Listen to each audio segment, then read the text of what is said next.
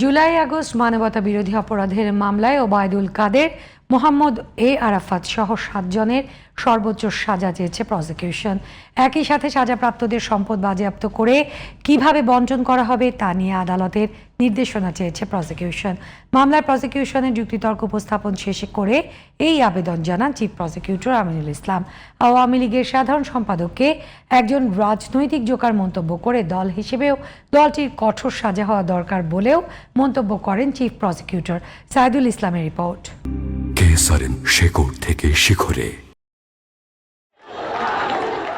July August মানবতাবিরোধী অপরাধের এই মামলায় আসামি আওয়ামী লীগের সাধারণ সম্পাদক ওবায়দুল কাদের, মোহাম্মদ এ আরাফাত, শেখ ফজলে শামস পরশ, ছাত্রলীগের সাদ্দাম ও ইনান সহ 7 জন।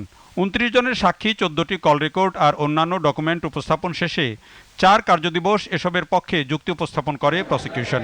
যুক্তি উপস্থাপন শেষ করে আসামিদের সর্বোচ্চ সাজা চান চিফ প্রসিকিউটর আমিনুল ইসলাম। তারা সরাসরি অপরাধ করেছে, তারা দায় স্বীকার করেছে, তাদের স্বীকারোক্তি আছে, তাদের বক্তব্যের ভিডিও ফুটেজ আছে এবং প্রত্যক্ষদর্শী সাক্ষী আমাদের শহীদ উসমান হাদি বলেন, মাহিন সরকার বলেন এবং ভিকটিম শহীদদের পরিবারের পক্ষ থেকেও অনেক প্রত্যক্ষদর্শী সাক্ষী তাদের বিরুদ্ধে সরাসরি সাক্ষ্য দিয়েছে।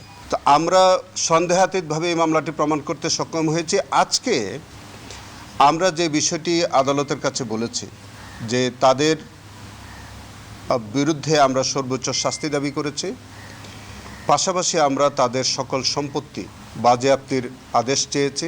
আওয়ামী লীগের সাধারণ সম্পাদককে রাজনৈতিক জোকার উল্লেখ করে চিফ প্রসিকিউটর বলেন, তিনি দলটাকেও বিপর্যস্ত করেছেন। দল হিসেবে আওয়ামী লীগের সাজা হওয়া উচিত বলেও মন্তব্য করেন চিফ প্রসিকিউটর। এরকম একটা জোকারকে একটা দলের সাধারণ সম্পাদক করে দলটাকে বিপর্যস্ত করেছেন এবং শুধু দলকে বিপর্যস্ত না, তার এই দায়িত্ব জ্ঞানহীন বক্তব্য কর্মকাণ্ডের কারণে আজকে সারা বাংলাদেশে 1400 মানুষ শহীদ হয়েছে এবং এইগুলি করেছে তৎকালীন আওয়ামী লীগের সেই দুষ্কৃতিপরায়ণ নেতৃবৃন্দ। সেই কারণে তাদের যেমন বিচার হওয়া উচিত, ওই দলটিরও সেইভাবে দৃষ্টান্তমূলক বিচার হওয়া উচিত। সাজাপ্রাপ্ত আসামিদের সম্পদ বাজেয়াপ্ত করে কার অনুকূলে কিভাবে বণ্টন করা হবে সে বিষয়ে আদালতের নির্দেশনা চায় প্রসিকিউশন। প্রয়োজনে আইন ও বিধি সংশোধনের কথাও জানান chief prosecutor. Saidul Islam, GTV news, Dhaka.